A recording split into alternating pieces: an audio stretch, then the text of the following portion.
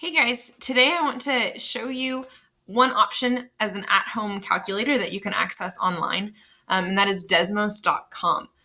So to access it, you just go to Desmos.com, and there's a few different calculator functions that you can use. The most common one is if you just go to Start Graphing. If you've used Desmos before, this is probably the screen you're most familiar with.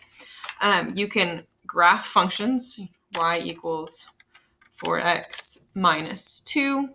If you want to change up the way the graph looks, whether it's colors or the style of the line, you can go to settings. And if you click here, you can change what color your line is. You can make it dashed. You can make it dotted. But another cool feature is it also gives you a table of values. So, and you can even type in your own. So if you want to know what the value of the function is when x equals 8, you can type it in and it will show you 30.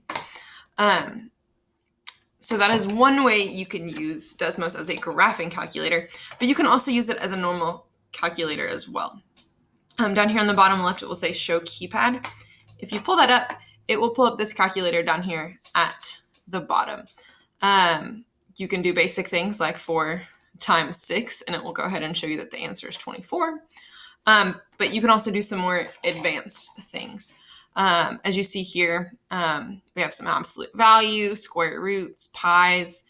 If you want to square something or have an exponent other than 2, you can do that here. So for example, if you're trying to calculate the volume of a sphere, that would be 4/3. So you type in 4 divided by 3, arrow over, it's 4/3 pi r cubed. So 4/3 times pi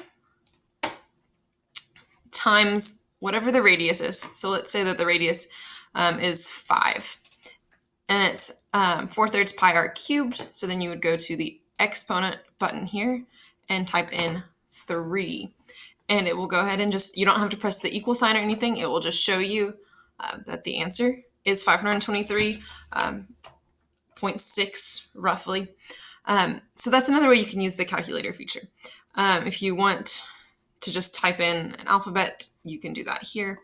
But if you are wanting features such as sine or cosine, the keyboard also has features like if you want subscripts or brackets or parentheses, things like that, you can find that there. Or theta if you're looking at angles.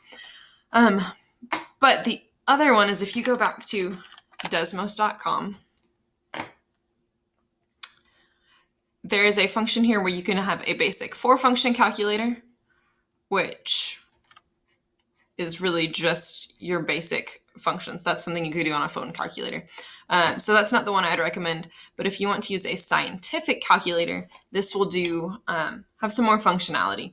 So as you see here, it has your basic trig functions. So if you wanted to find the sine of 50 degrees, there's your answer.